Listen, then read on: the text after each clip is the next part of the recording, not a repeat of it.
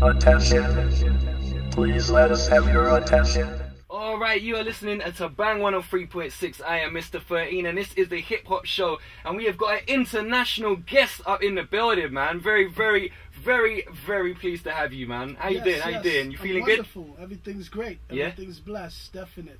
Okay, well, first and foremost, let me just get your impressions of London, man. You know what I'm saying? How you feeling it? Yo, London's a beautiful place, yeah? You know? It's like, to me, it's like New York of ancient times, you know? Oh, really? Yeah. It feels like the first New York in a sense of the architecture, in a sense of just, you know, the a lot of the vintage scenery, you know what I'm saying? Yeah. But the city moves a lot like New York to me, definitely. You know, Okay. I've been to many different cities. Some cities are slower than others. London has like a New York type of madness. Yeah. Definitely. Yeah. Never sleeps kind of vibe. Exactly. Yeah. Exactly. Cars all over the place. Terrible parking in the city. You know, it's a lot of common ground. Definitely. I see it didn't take you long to realise we're not the greatest parkers, some of us as well, didn't it? I mean, you know, New York City is notorious for having terrible parking and just driving crazy. So, yeah. You know, comes with the territory. I think Harlesden is the equivalent then, because okay. It's like park it wherever you want in Harlesden. Yeah. You know what I mean? Middle of the road, wherever you want. No you know doubt, what I'm saying? no doubt. So yeah, like you said, you've been to many cities. You know what I'm saying? Is there like a favourite, like home away from home?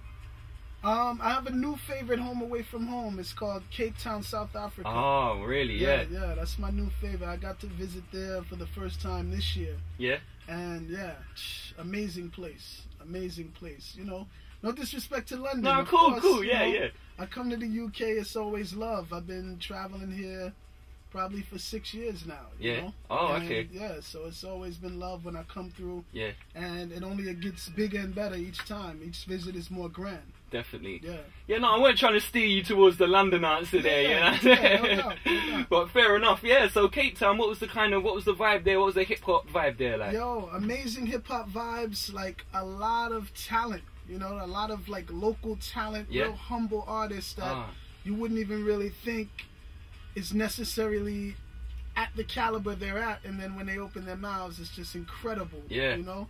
And I would say really they got it together in terms of just really being able to have an organized, healthy scene going on between Cape Town and Joburg and just supporting their own. That was the most beautiful. It's like a lot of South African artists with crowds and crowds of people supporting them and showing love to raise them up, to get them ready to move to other regions, you know? So, yeah, big ups to Cape Town, big ups to South Africa on the whole. Okay, so it's the local support as well that kind of grabbed you about Exactly. that. Because that's something we don't necessarily have here in the UK. It's something we don't always have in New York either, you know? So it's something that I feel is different, but it's something that's very much needed, because when you have that local support, you got that launching pad to just, you know, launch from and go to other regions and really just celebrate those vibes in other places. Usually how it works, you get the love in all the other places first. Yeah. And then at home you come home, it, yeah. And they're like, oh, okay, I guess we gotta love them too. They jump on the bandwagon, as we'd say, yeah. Exactly. So, alright. They do it a little different there, I noticed. That's interesting, man. Definitely. Very interesting. Alright, so for some of the UK viewers and listeners that might not know, you know what I'm saying, what you've been up to. Obviously, like you said, you've been coming back to the UK for a minute. Like, I've definitely been liking the work you've been putting in, man. But like, to everyone that don't know, if you can just give them a quick kind of background into, you know, what you do. Yeah, started my career more than 10 years ago with a man named Babito.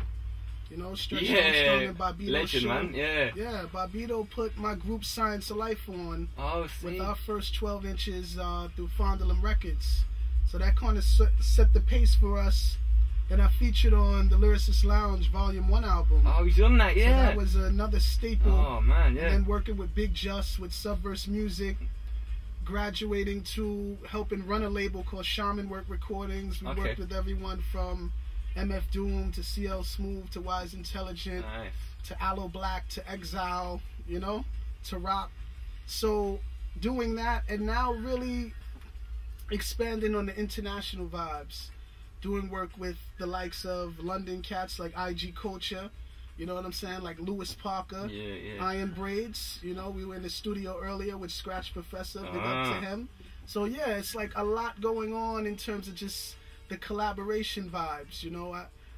I would say over the last 4 or 5 years or so, I've been really on the full producer, one album, the whole album type vibes. Like, I did a record with MF Doom called Who Is This Man? He produced the entire record. Oh, he produced the whole of that? Yeah. Okay. And then I did a record with Carlos Nino called Elevation. He produced it all. J. Rawls, he produced the entire record, the 1960s jazz joint. And more recently, UK's own Lewis Parker, we did a record called International Summers that's out now. So I've been really keen to sticking to that formula. I'm probably going to branch out of it again, just so that I don't get too trapped up in people expecting, but I do got some upcoming projects that kind of fits that theme as well. Okay. So what's the benefits you feel like of just getting into the studio with one particular producer? Obviously you must sit down and kind of go over the concepts and the, you know what I mean, the vibe that you're trying to, you know, create. Obviously a lot of people, they work with loads of different producers and try and make like a medley of the work. True. But what's the benefits of just working with one on one particular project? Honestly, I would say it's really just a style and an era, you know, like if you really want to grasp anything close to the era of like a Tribe or a De La Soul or a Gangstar or, you know, a Pete Rock and CL Smooth or Eric B and Rakim, all of those records were pretty much produced by one producer or one mind or one team of folks. Good point, in terms of the soundscapes. So it just makes it a more cohesive thing. It's more conceptual automatically. It just fits the script. And I feel like most of the classic records I knew and loved were done in that formula first and foremost. So that was one of the main reasons I decided to go there. And I felt like once doing it, it was just easier in terms of just the actual chemistry of linking a record together and making the theme fit, you know? And that's something that I kind of continued for a bit and saw that the feedback from it was greater than other things that I would do. Okay. You know?